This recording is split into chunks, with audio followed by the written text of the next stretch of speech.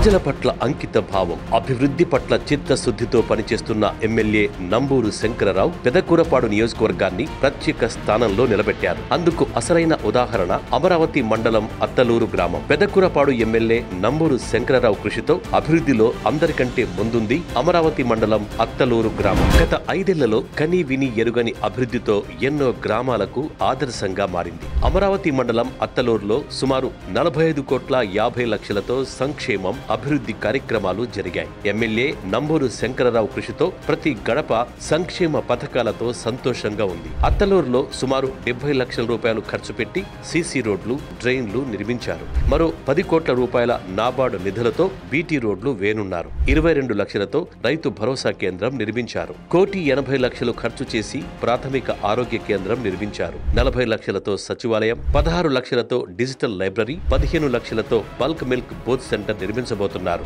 నాడు నేడు నిధులు 35 లక్షలు ఖర్చు చేసి 2 ఎంపీపీఎస్ పాఠశాలలతో పాటు అంగన్వాడీ భవనాన్ని అభివృద్ధి చేశారు. జగనన్న హౌసింగ్ కాలనీలో మౌలిక వసతుల కోసం 15 లక్షలు ఖర్చు చేశారు.